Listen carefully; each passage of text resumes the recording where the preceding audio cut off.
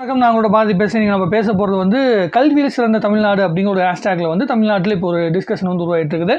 இது லைவில் வந்து பல பேர் வந்து பார்க்கல. பட் ஆனால் ஒரு அரசாங்கத்துடைய ஃபங்க்ஷன் திராவிட ஆட்சி, அதாவது ஸ்டாலின் அவர்கள் வந்து முதல்ல சிஎம் ஆன பிறகு அவருடைய ஆட்சிக்குள்ளே நடந்த விஷயங்கள், தமிழ்நாட்டுக்குள்ளே கல்வியில் என்னென்ன மாதிரியான மாற்றங்கள் வந்துச்சு அப்படிங்கிறத பற்றி ஒரு டிஸ்கஷன் வந்து அந்த நிகழ்ச்சி நடந்துச்சு.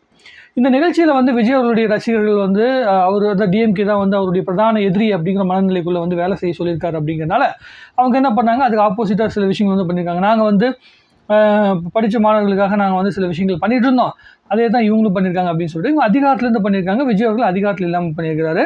ஸோ இப்போ எலெக்ஷன் வந்து ஒரு 6 மாதத்துக்குள்ளே வரப்போகுது, 6-7 மாதத்துக்குள்ளே எலெக்ஷன் வரப்போகுது. அப்படிங்கிறனால அதற்குண்டான பணிகள் வந்து இங்கே நடந்துக்கிட்டு இருக்குது.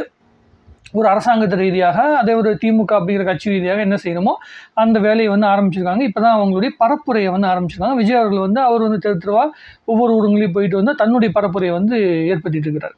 ஸோ விஜய் அவர்கள் செய்த கல்வி உதவிக்கும் டிஎம்கே செய்த கல்வி உதவிக்கும் என்ன வித்தியாசம்? விஜய் அவர்கள் தன்னுடைய சொந்த காசில் வந்து அந்த உதவிகள் செஞ்சுருக்காரு அப்படிங்கிறது தான் அதில் ஒரு பாசிட்டிவான விஷயம். இது வந்து அரசாங்கத்து மூலமாக அதிகாரத்தில் வந்து உட்காந்ததுனால சில திட்டங்கள் உள்ளூரில் கொண்டு வந்திருக்காங்க. அந்த திட்டங்கள், சில திட்டங்கள் ரொம்ப நல்ல திட்டங்களும் கூட. காலை உணவு திட்டம் அப்படிங்கிற விஷயமாகட்டும், அதே மாதிரி வந்து நான் முதல்வன் அப்படிங்கிற திட்டமாக இருக்கட்டும், அது மாதிரி நிறைய விஷயங்கள் வந்து பண்ணியிருக்கிறாங்க. ஸோ அதில் வந்து அந்த 2 திட்டங்கள் தான் எனக்கு நல்லா தெரிஞ்ச விஷயம். ஆனால் மாணவர்களுக்கு ரொம்ப ரொம்ப பயன்படுகின்ற சைக்கிள் அப்படிங்கிற விஷயமா இருக்கட்டும், அதே மாதிரி லேப்டாப்பை வந்து நிறுத்தியிருக்காங்க. அதே மாதிரி இந்த அம்மா உணவகம் அப்படிங்கிறது எல்லாத்துக்கும் ஒழுங்கான சாப்பாடு போட்டுருந்துச்சு. அதுக்கு உண்டான விஷயங்கள் சரியாக ப்ராப்பராக வந்து நடக்காத சூழ்நிலைகள் வந்து இருந்துகிட்ருக்கு அப்படிங்கிற மாதிரிலாம் சொல்லியிருக்காங்க. ஸோ இந்த மாதிரி பல பின்னடைவுகளும் இருக்குது. இவங்க என்னென்னா, எங்களுடைய ஆட்சிக்குள்ளே நாங்கள் வந்த பிறகு கொண்டு வந்த திட்டங்கள் தான் ரொம்ப வெளிச்சமாக மக்களுக்கு தெரியணும் அப்படிங்கிற மனநிலைக்குள்ளே தான் எல்லா அரசாங்கங்களும் இயங்குது. அதற்கு முன்னாடி அரசாங்கம் வந்து ஒரு நல்ல திட்டத்தை கொண்டு வந்தால் கூட அதை வந்து இருட்டடிப்பு செய்கின்ற விஷயங்கள் நடக்குது. அம்மா உணவகம் அப்படிங்கிற விஷயத்தை வந்து நிறுத்திட்டாங்க. அம்மா குடிநீர் அப்படிங்கிற விஷயம் ரொம்ப அற்புதமான விஷயமா தமிழ்நாட்டுக்குள்ளே பேசப்பட்டுச்சு. அது இங்கே இப்போ எங்கேயுமே இல்லை. இப்போ எல்லா வந்து ப்ரைவேட் கம்பெனிஸும் வந்து பார்த்திங்கன்னா 14 ரூபாய்க்கு மேலே தான் வந்து இது விற்கிறாங்க. தண்ணி பாட்டில் வந்து விற்கிறாங்க. 10 ரூபாய்க்கு ஒரு கவர்மெண்ட்டுக்கு வருமானம் வந்துட்டு இருந்த தண்ணி பாட்டில் அப்படிங்கிற விஷயத்தை நிறுத்திட்டாங்க. ஏன்னா இங்கே இருக்கிற ஆளுங்கட்சி சார்ந்தவங்களுடைய அந்த ஆட்கள் தான் வந்து அவங்க பெரிய பெரிய ஃபேக்ட்ரி வந்து நடத்திட்டு இருக்காங்களா, தண்ணி வாட்டர் பாட்டில் தயாரிக்கிற ஃபேக்ட்ரியில் வந்து நடத்திட்டு இருக்காங்களா, அவங்களுக்கு வருமானம் போயிருக்கும் அப்படிங்கிறதுக்காக இந்த விஷயத்தை செஞ்சுருக்காங்க அப்படிங்கிற மாதிரி ஒரு குற்றச்சாட்டு வந்து இந்த அரசாங்கத்து மேலே விழுது. இது மாதிரி நிறைய விஷயங்கள் நடக்குது. ஸோ நேற்று நடந்த சம்பவத்தை பார்க்கும்போது, அதாவது இந்த ஃபங்க்ஷனில் வந்து பேசின ஒவ்வொருத்தவங்களும் அரசாங்கத்துக்குடைய ஃபங்க்ஷனில் வந்து பேசுகிறாங்க. சிவகார்த்திகேயனாக இருக்கட்டும், இல்லை வெற்றிமாறனாக இருக்கட்டும், தியாகராஜன் குமாரராஜாராக இருக்கட்டும், இந்த மாதிரி பல பேர் வந்து பேசியிருக்கிறாங்க. அப்படி பேசும்போது அவங்க அரசாங்கத்தை எதிர்த்து கண்டிப்பாக பேச முடியாது. எல்லாத்துலேயும் அரசாங்கத்தை எதிர்த்துலாம் பேச முடியாது. சிறப்பு விருந்தினராக வந்திருக்காங்க அப்படிங்கிறனால அவங்க வந்து என்ன பேசணுமோ அதான் பேசியிருக்காங்க. ஆனால் உருட்டியிருக்காங்க. இவங்க வந்து இப்போ வந்து டிஎம்கேவுடைய அரசாங்கத்துக்கு நிகழ்ச்சியில் வந்திருக்கோம் அப்படிங்கிறனால ஒரு புதிய கல்விக் கொள்கை அப்படிங்கிற விஷயம், அந்த புதிய கல்விக் கொள்கை வந்து தமிழ்நாட்டுக்குள்ளே வந்து இன்ட்ரடியூஸ் பண்ணதுனால 2000 கோடி வர வேண்டிய அமௌண்ட் வந்து நிறுத்தி வச்சுருக்காங்க அப்படிங்கிறது ஊருக்கே தெரியும். எந்தெந்த ஸ்டேட்டெல்லாம் வந்து அந்த அமௌண்ட் வேணான்னு சொல்லியிருக்காங்க அப்படின்னா, எனக்கு இந்த புதிய கல்விக் கொள்கை வேணாம், நாங்கள் பழைய கல்விக் கொள்கையை நாங்கள் ஃபாலோ பண்ணுறோம் அப்படின்னு சொல்கிறவங்க அந்த காசு கேட்கல. ஆனால் நம்ம என்ன பண்ணுறோம், நாங்கள் ஃபாலோ பண்ண மாட்டோம், ஆனால் எனக்கு காசை கொடுங்கன்னா எப்படி கொடுப்பாங்க அப்படிங்கிற அந்த லாஜிக்கலான விஷயம் வந்து மக்களுக்கும் தெரியும், எல்லாத்துக்கும் தெரியும். இருந்தாலும் இவங்க மேடையில் வந்து முழங்க வேண்டியது, ஏதாவது ஒரு அழுத்தம் கொடுக்கலாம், அந்த அழுத்தம் கொடுத்தா அது மூலமாக வந்து பணம் வந்து திருப்பி வரும் அப்படிங்கிற மாதிரி ஒரு மனநிலைக்குள்ள வந்து பேசுகிறது. இது தியாகராஜ குமாரராஜா அவர்கள் வந்து பார்த்திங்கன்னா பேசின விஷயம் வந்து ரொம்ப மகாபாரதத்துக்குள்ளே வந்து ஏகலைவன் கர்ணனுடைய கட்டவரில் கேட்டாங்க, ஏகலைவனோட கட்டவரில் கேட்டாங்க, அப்படி இப்படிங்கிற மாதிரி நிறைய ஒரு விஷயங்கள் வந்து உதாரணம் எடுத்து வந்து பேசிட்டு இருந்தாப்புல. எனக்கு என்ன ஆச்சரியமான விஷயம்னா, இவங்களுக்குலாம் கடவுள் நம்பிக்கை இல்லைன்றாங்க. கடவுள் நம்பிக்கை இல்லை அப்படின்னா நீ கடவுளை பற்றி உதாரணம் சொல்லவே தேவையில்ல. நிஜ வாழ்க்கைக்குள்ளே நடந்த உங்களுக்கு தெரிஞ்ச பெரிய பெரிய தத்துவ ஞானிகள் இருக்காங்களா, அவங்களுடைய கருத்தில் கொண்டு வந்து நீங்கள் பேசலாம். எந்த ஒரு தத்துவ ஞானியுமே அந்த அரசியல் சம்பந்தப்பட்டவர்களை தவிர்த்து சாமானிய மக்களிடம் போய் சர்வசாதாரணமாக சேர்ந்ததா சரித்திரமே கிடையாது. இப்போ நீங்கள் வந்து பெரியாரை பற்றி நம்ம பேசுகிறோம். பெரியார் வந்து கடவுள் மறுப்பு கொள்கையை வந்து ரொம்ப ஆழமாக வந்து விதைச்சார், சமூக நீதிகள்லாம் பேசினார். ஆனால் அவர் எலெக்ஷனில் இருந்துன்னா மக்கள் வந்து சப்போர்ட் பண்ணியிருப்பாங்கன்னு நினைக்கிறீங்களா? முடியாது, வாய்ப்புகளே கிடையாது. அதுக்கான வாய்ப்பு இல்லாதனால தான் ஒரு இயக்கத்திலே வந்து பார்த்திங்கன்னா செயல்படுறாங்க. இயக்கம் அப்படிங்கிறது வேறு, அரசாங்கம் அப்படிங்கிறது வேறு. இவங்க என்ன பண்ணுறாங்கன்னா, இந்த இயக்கம் சம்மந்தப்பட்ட மைண்ட் செட்லேயே தான் அவங்க எல்லாருமே பேசுகிறாங்க. பொது பார்வை அப்படிங்கிறது ஒன்று கிடையாது. மக்கள் வந்து கடவுளை வந்து ஏன் கும்பிட்றாங்க? முதல் விஷயம், இத்தனை பேர் பகுத்தறிவு அது இதுன்னு எல்லாத்தையும் விதைச்ச பிறகு கூட மக்கள் எதுக்கு கடவுளை நோக்கி போகிறாங்க அப்படின்னா, இங்கே இருக்க மனுஷங்க எவனுமே ஒழுங்காக நடந்துக்கிறது இல்லை. ஸோ மன ஆறுதலுக்காக அந்த கடவுள் நம்பிக்கை மேலே தான் அவங்களுக்கு பெரிய அளவு நம்பிக்கை. அந்த கல் மேலேயோ இல்லை வந்து பார்த்திங்கன்னா அந்த சிலைங்க அப்படிங்கிற அந்த சிலை மேலே மட்டுமே வந்து அவங்களுக்கு நம்பிக்கை கிடையாது. முதல்ல ஒரு விஷயம் தெளிவாக தெரிஞ்சுக்கணும். அந்த சிலை அப்படிங்கிற விஷயத்த கடவுளாக நம்பி அதன் மேலே ஒரு நம்பிக்கை வச்சுருக்காங்கல்ல, அந்த நம்பிக்கை அவங்களுக்கு ஒரு பாசிட்டிவிட்டி கொடுக்குது. உங்களுக்கு என்ன பாசிட்டிவிட்டி கொடுக்குது? இந்த மாதிரி கடவுளை தப்பாக பேசினா வந்து பாசிட்டிவிட்டி கொடுக்குது. பகுத்தறிவு அப்படிங்கிற பேரில் வந்து கண்டமேனிக்கு நம்ம பாட்டுக்கு தத்துவம் பேசலாம். அதுதான் வந்து உங்களுக்கு வந்து பாசிட்டிவான ஒரு இடத்த நோக்கி வந்து நகர்த்துது அப்படின்னு சொல்கிறாங்க. தியாகராஜ குமாரராஜா அவர்கள் வந்து ஒரு அற்புதமான இயக்குனர், அதில் மாற்றுக்கத்தே கிடையாது. ஆனால் அவருடைய எல்லா கருத்தையும் நம்ம ஏற்றுக்கணும்னு அவசியமே கிடையாது. அவருடைய ஷார்ட் ஃபிலிமாக இருக்கட்டும், இல்லை வந்து எடுத்த 2 படங்களாகட்டும், 2 படங்களுடைய முதல் சீன்லேருந்து எல்லா விஷயங்களுமே வந்து பார்த்திங்கன்னா இந்த இயல்பான சினிமாவிலேருந்து ஒரு வித்தியாசமான ஒரு கதையை வந்து சொல்ல விரும்புகிறார். அது எல்லா படங்களுமே ஒரே காட்சிகள்லேருந்து ஆரம்பிக்குது. அந்த உடல் ஒரு காட்சி மூலமாக தான் படமே வந்து ஸ்டார்ட் ஆகுது. அதுக்கப்புறம் தான் அவருடைய கருத்துக்களை வந்து உள்ளுக்குள்ள கொண்டு வர்றது. அதை தவிர்த்துட்டு அவரால் பல படங்கள் பண்ண முடியும். ஆனால் அவர் ஷார்ட் ஃபிலிம் எடுத்ததுலேருந்து எல்லா விஷயங்களுமே இதை பிரதானப்படுத்துகிறார். ஏன்னா இதுதான் வந்து இயல்பு வாழ்க்கைக்கு ரொம்ப நெருக்கமாக இருக்குது. அப்போ அதுதான் வந்து அவருடைய அஜெண்டாவை சொல்லக்கூடிய கருத்துக்களாக இருக்குது அப்படிங்கிற மாதிரி சொல்கிறார். ஆனால் சூப்பர் டீலக்ஸ் அப்படிங்கிற படத்தில் கடவுள் நம்பிக்கை அப்படிங்கிற விஷயத்த ரொம்ப அழுத்தமாக சொல்லப்பட்ட தியாகராஜ குமாரராஜா ஒரு அரசியல் மேடைக்குள்ளே வரும்போது அது அவர் வந்து அரசியல் சார்ந்து பேசுகின்ற விஷயமா இருக்குது. புதிய கல்விக் கொள்கை அப்படிங்கிற விஷயத்தில் வந்து அதாவது குலக்கல்வியை கொண்டு வந்து நம்மகிட்ட திணிக்கிறாங்க, இதை கொண்டு வந்து நம்மகிட்ட திணிக்கிறாங்க, இதெல்லாம் நிறைய பேசுகிறாங்கல்ல. ஒரே ஒரு விஷயம் தான் அவங்க தெளிவாக கேட்குறேன். இது அத்தனை விஷயங்களுமே நீங்கள் கவர்மெண்ட் ஸ்கூல் படிக்கிற ஸ்டூடெண்ட்ஸ்கிட்ட மட்டும்தான் இதெல்லாம் நீங்கள் பேசணும். கவர்மெண்ட் ஸ்கூலில் படிக்கிற ஸ்டூடெண்ட்ஸ் எல்லாத்துக்குமே வேறு எந்த ஆப்ஷனுமே கிடையாது. நீங்கள் 2 மொழி கல்வி தான் படிக்கணும். 8வது வரைக்கும் நீங்கள் பாஸ் போட்டுருவீங்க. 8வது படிக்கிற இப்போ இருக்கிற பையன்கிட்ட நீங்கள் வந்து தமிழில் பிழை இல்லாமல் எழுதுன்னு ஒரு பேப்பரை கொடுத்து பாருங்கள். அவள் பிழை இல்லாமல், சந்திப்பிழை இல்லாமல், எழுத்துப்பிழை இல்லாமல் எழுதிட்டானா பேரையே மாற்றிக்கிறான். 100ல் எத்தனை மாணவர்கள் எழுதுறாங்கன்னு யோசிச்சு பாருங்கள். நம்ம கல்வியில் சிறந்த நாடு அப்படின்னு சொல்லி வந்து தமிழ்நாடு ரொம்ப ரொம்ப முக்கியமான விஷயம் தான், மாற்றுக்கருத்து கிடையாது. இன்னும் நார்த் இந்தியா எதுக்கிட்டாலும் நம்ம உடனே எங்கே போயிடுவோம்னா, நார்த் இந்தியாவில் வந்து யூபியில் போய் பாருங்கள், மகாராஷ்டிராவில் போய் பாருங்கள் அப்படின்னு நம்ம சொல்லிட்டு இருப்போம். நான் சொல்ல வர்றது என்னென்னா, நான் கவர்மெண்ட் ஸ்கூல் தான் படித்தேன். கவர்மெண்ட் ஸ்கூலில் படித்து நம்ம வந்து என் கூட படித்த எல்லா ஃப்ரெண்ட்ஸுமே எனக்கு தெரியும். ஃபஸ்ட்டு பெஞ்சிலேருந்து லாஸ்ட் பெஞ்ச் இருக்க அத்தனை பேருமே நான் பார்த்துருக்குறேன். நான் வந்து ஓரளவுக்கு வந்து படிக்கிற பையன்னு வச்சுக்கங்களேன். படிக்காத பசங்க, படிக்க முடியாத பசங்க அவங்களுடைய நாலேஜை வந்து கரெக்டாக வந்து மானிட்டர் பண்ணி அவங்களுக்கு என்ன வருமோ அதை தெளிவாக சொல்லிக் கொடுக்குற ஆசிரியர்கள் இருந்தாலும் சில பேருக்கு இதுதான் வரும் அப்படிங்கிற மனநிலைக்குள் தான் வேலை செய்கிறாங்க.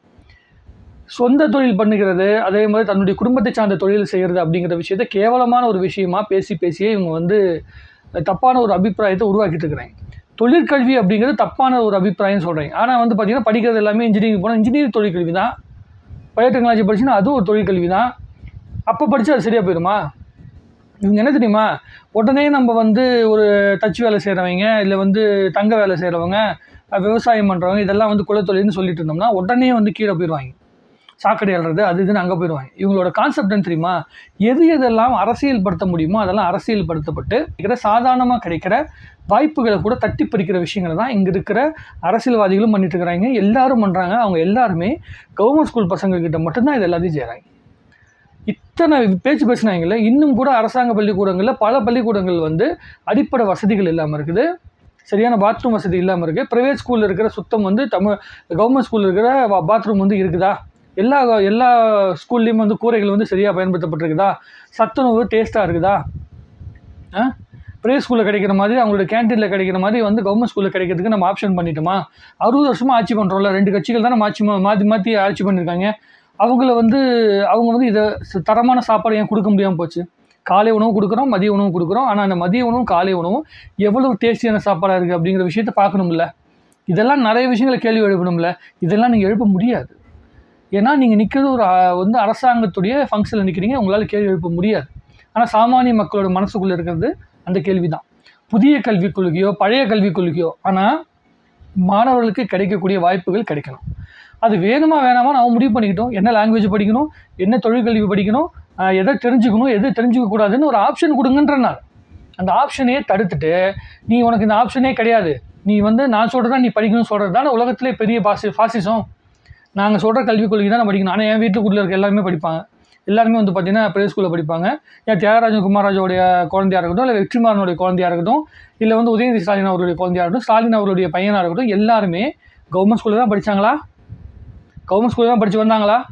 ஒரே ஒரு இயக்குனர் லப்பர் பந்து இயக்குனர் வந்து பேசினாப்புல, அவர் கவர்மெண்ட் ஸ்கூலில் படிச்சிருந்தாப்புல.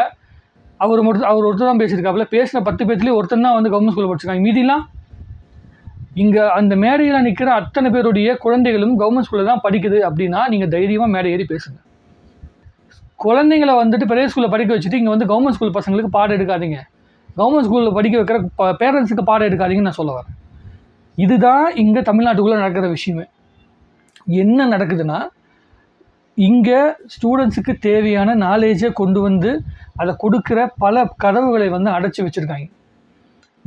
நான் ஸ்கூல் படிக்கும்போது, கவர்மெண்ட் ஸ்கூலில் படிக்கும்போது எனக்கு வந்து எழுதுறது ரொம்ப பிடிக்கும். அதே மாதிரி வந்து நிறைய விஷயங்களை கற்றுக்கணும்னு எனக்கு ஆசை இருந்தது. நிறைய என்ன சொல்லுவாங்க, அந்த எல்லா சம்மந்தப்பட்ட வேலைகளுமே, விவசாயம் தெரிஞ்சுக்கணும்னு ஆசை இருந்தது, தச்சு வேலை தெரிஞ்சுக்கணும்னு ஆசை இருந்தது, அதே மாதிரி வந்து சிற்பம் பற்றி தெரிஞ்சுக்கணும்னு ஆசை இருந்தது, அதே மாதிரி களிமண்ணில் வந்து இது பண்ணுவாங்க, அது ஆரிகாமின்னு சொல்லுவாங்கள்ல, பேப்பர் கட்டிங், அதை பற்றிலாம் தெரிஞ்சுக்கணும்னு ஆசை இருந்தது. இதற்கான அதாவது கற்பனை வளத்தை அதிகப்படுத்துகின்ற விஷயங்களை தவிர்த்துட்டு இப்போ இருக்கிற பல ஸ்டூடெண்ட்ஸ், நீங்கள் வந்து எந்த பேரண்ட்ஸ்ட்டை வேணால் கேட்டு பாருங்கள், எத்தனை ஸ்டூடெண்ட்ஸ் வந்து வீட்டில் இந்த கற்பனை வளம் சம்மந்தப்பட்ட விஷயங்களை கான்சன்ட்ரேட் பண்ணுறாங்கன்னு கேட்டு பாருங்கள். அத்தனை பேரும் வீடியோ கேமில் மட்டும் தான் கான்சன்ட்ரேட் பண்ணுறாங்க. யாரோ ஒருத்தவங்க கண்டுபிடிச்சி, ஏதோ ஒரு வெளிநாட்டுக்காரன் கண்டுபிடிச்சி அந்த வீடியோ கேமுக்குள்ளே இருக்கிற அந்த ஆர்வம், தனக்கு உள்ளே இருக்கிற அந்த தனித்திறமையை நோக்கி ஓடுகின்ற தன்மை வந்து ஸ்டூடெண்ட்ஸ் கிட்ட கம்மியாகிட்டு இருக்குது. அதுக்கு ஒரே காரணம், நம்மக்கிட்ட இருக்கிற கல்வி இருக்குல்ல, கல்வி மூலமாக மார்க் வந்துடுது, வேலை வந்துடுது, நம்ம வேலைக்கான ஆட்களை உருவாக்குறோம். ஆனால் ஒரு தொழிலை வந்து ஆரம்பிக்கணும் அப்படிங்கிற மனநிலை, அதாவது தொழில் அதிபர் ஆகணுங்கிற மனநிலைக்குள்ளே ஸ்டூடெண்ட்ஸை உருவாக்கலை, வேலைக்கான ஆட்களை தான் நம்ம தயார்படுத்திட்டு இருக்கிறோம். அதுதான் இங்கே இருக்கிற மிகப்பெரிய பிரச்சனை. ஏன்னா இங்கே இருக்கிற தொழில் அதிபர்கள் எல்லாருமே இங்கே இருக்கிற அரசியல்வாதிகள் தான் இருக்காங்க. அரசியல்வாதிகள் சம்மந்தப்பட்டவங்க தொழிலதிபராக இருக்காங்க. போன ஜென்ரேஷனில் வந்து தாத்தா வந்து ஒரு தொழிலதிபராக இருப்பார், அப்புறமேட்டு பையன் வருவான், அதுக்கப்புறம் பேரன் வருவான், அதுக்கப்புறம் கொள்ளு பேரன் வரைக்கும் வந்துடுவான். ஆனால் இங்கே படிக்கிற மாணவன் கடைசி வரைக்குமே வந்து இவங்களுடைய பரம்பரையாக இவங்க எப்படி வளர்ந்து வந்தாங்க அப்படிங்கிற விஷயத்த நம்ம உட்காந்து வரலாறுல படிச்சுட்டு இருக்கணும். டிஎன்பிசியில் இவங்களுடைய வரலாற்றை பற்றி எழுதுவாங்க. இவங்களுடைய தாத்தா வந்து இவராக இருந்தார், அமைச்சராக இருந்தார், அவருடைய பையன் வந்து நான் வந்து எம்எல்ஏவாக இருக்கேன், என்னுடைய பையன் வந்து பார்த்திங்கன்னா அடுத்த எம்எல்ஏவாக ஆகும் அப்படிங்கிறத இவங்க டிஎன்பிசியில் எக்ஸாமாக கேள்வி கேட்பாங்க. அதுக்கு வந்து நம்ம பதில் சொல்லிட்டு இருக்கணும். அந்த இடத்துக்குள்ளே தான் ஸ்டூடெண்ட்ஸில் இருந்துட்டு மக்கள் வரைக்கும் எல்லாத்தையும் உட்கார வச்சுருக்காங்க. இந்த புரிதல் இல்லாமல் உட்காந்து இங்கே இருக்கிற அரசியல்வாதிகள் மேடைக்குள்ளே உட்காந்துக்கிட்டு புதுசாக வர அரசியல்வாதியை வந்து கேள்வி கேட்குறேன் அப்படிங்கிற பேரில் எந்த ஆட்களை, ஆட்சிக்குள்ளே இருந்த 60 வருஷமாக இருக்கிற ஆட்களை கேள்வி கேட்க முடியாமல் வெறும் அவங்க கூட வந்து அப்படியே வந்து அவங்க படம் இருக்கிற அந்த கம்பெனிஸ்லாம் நம்ம வந்து படம் பண்ணுறோம் அப்படிங்கிறனால அதுக்கு அட்ஜஸ்ட் பண்ணி வந்து மேடையில் ஏறி பேசிட்டு போயிருக்காங்க. வெற்றிமாறனாக இருக்கட்டும், இல்லை வந்து தியாகராஜன் குமாராஜாராக இருக்கட்டும், இல்லை வந்து நம்முடைய சிவகார்த்திகேயனாக இருக்கட்டும், எல்லாருமே பேசுகிறது அது அந்த முறையில் தான். ஏன்னா சிவகார்த்திகேயன் வேறு வழி கிடையாது, ஒரு அடுத்த படத்து ப்ரொடக்ஷன் அவங்க தான் பண்ணுறாங்க, அதனால் ஒரு பாசிட்டிவாக பேசி தான் ஆகணும். ஆனால் அவர் பேசின ஒரு வார்த்தை நல்லா இருந்தது. என்னென்னா, நான் வந்து படிச்சுட்டு இருந்தேன், வேலைக்கு வந்திருந்தேன், மீடியாவில் வந்திருந்தேன், ஒரு வேளை வந்து எனக்கு இந்த மீடியா கை கொடுக்கல அப்படின்னா கூட என்கிட்ட 2 டிகிரி இருக்குது, அதை வச்சு நான் காப்பாற்றிப்பேன் என்ன அப்படிங்கிற தைரியம் இருந்துச்சு அப்படிங்கிற விஷயத்த படித்த ஒருத்தர் வந்து பேசுகிறாப்புல. நல்ல விஷயந்தான். ஆனால் மற்ற எல்லாருமே பேசுகின்ற விஷயங்கள் அடுத்த ஆட்சியை, அதாவது தமிழ்நாட்டுக்கு சம்மந்தமே இல்லாத அந்த பிஜேபி அப்படிங்கிற கட்சி தமிழ்நாட்டுக்குள்ளேருந்து வளரவே இல்லை, அந்த கட்சியை குறை சொல்கிற ஒரு மனநிலைக்குள்ளே மட்டும் தான் பேசியிருக்காங்க. அப்படி குறை சொன்னோம்னா இங்கே தமிழ்நாட்டுக்குள்ளே நம்மளுடைய பொழப்பு ஓடும் அப்படிங்கிறதுக்காக தான் பேசியிருக்காங்களே தவிர, உண்மையாக மாணவர்களுடைய அந்த சந்தோஷத்தையும் மாணவர்களுடைய எதிர்காலத்தை பற்றி சிந்திக்கிற அந்த மனநிலைக்குள்ளே முழுமையாக பேசுனாங்களா அப்படிங்கிறத உங்களுடைய பார்வைக்கே விட்டுறேன். உங்களுக்கு நேரம் வந்து அந்த வீடியோஸ்லாம் நீங்கள் எடுத்து பாருங்கள், அப்போ உங்களுக்கே தெரியும் அவங்க என்ன மனநிலைக்குள்ளே பேசியிருக்காங்கன்னு. எப்பொழுதெல்லாம் கல்வி அப்படிங்கிறது வந்து அரசியல் வயப்பட்டுச்சு அப்படின்னா, நம்முடைய காமராஜர் காலத்தில் கல்வி அப்படிங்கிறது வந்து அரசியல் வயப்பட்டுச்சு. தெருவாக போய் நான் பிச்சை கூட எடுத்து என்னுடைய ஸ்டூடெண்ட்ஸை வந்து படிக்க வைக்கிறேன் அப்படின்னு சொன்ன அந்த அரசியல்வாதி எங்கே பார்க்கலாம். ஏற்கனவே ஒரு ஆட்சியில் நம்ம பார்த்துருக்கோம், பாசத்தலைவனுக்கு பாராட்டு விழா அப்படிங்கிற ஒரு நிகழ்ச்சி பார்த்தோம். கலைஞர் அவர்களுக்கான ஒரு மிகப்பெரிய பாராட்டு விழா இருந்துச்சு. அதில் எல்லாருமே சேர்ந்து கலந்து பேசினாங்க, எல்லாருமே அவரை பற்றி பாசிட்டிவான பல விஷயங்கள் வந்து பேசினாங்க. அதே மாதிரி இப்போ வந்து கல்வியில் சிறந்த தமிழ்நாடுங்கிற ஒரு நிகழ்ச்சி நடந்திருக்குது. ஸோ இது என்ன மாதிரியான இம்பேக்டை வந்து அடுத்து வரப்போகின்ற அரசாங்கத்தில், அடுத்து வரப்போகின்ற தேர்தலில் ஏற்படுத்துது அப்படிங்கிறத பொறுத்து வந்து பார்க்கலாம். எனக்கு தோணுன விஷயத்தை நான் சொல்லிட்டேன், உங்களுக்கு என்ன தோணுங்க தாராளமாக எழுதுங்க. சினிமாவில் நெப்போட்டிசம் ப்ராடக்டாக வந்த விஜய் அவர்களுக்கும், அதே மாதிரி அரசியலில் நெப்போட்டிசம் ப்ராடக்டாக வந்த ஸ்டாலின் அவர்கள், அதுக்கப்புறம் உதயநிதி ஸ்டாலின் அவங்களுக்கான ஒரு போட்டியாக வந்து சேரும் அப்படின்னு தான் நினைக்கிறேன். கூட வந்து பார்த்திங்கன்னா நம்முடைய ஏடிஎம்கேவுடைய தலைவராக இருக்கிற நம்முடைய எடப்பாடி பழனிசாமி அவர்களை சேர்ந்து ஒரு மிகப்பெரிய ஒரு போராட்டத்தை ஏற்படுத்த போகிறாங்க. இது தமிழ்நாட்டுக்கு ஒரு பாசிட்டிவான இடத்தை நோக்கி கொண்டு போகுமா, இல்லை என்ன நடக்க போகும் அப்படிங்கிறத பொறுத்து தான் பார்க்கணும். எனக்கு தோணுதெல்லாம் உங்களுக்கு சொல்லிட்டேன். உங்களுக்கு தோன்றதை கமெண்ட் எழுதுங்க, கமெண்ட்டில் உட்காந்து நிறைய பேசுவோம்.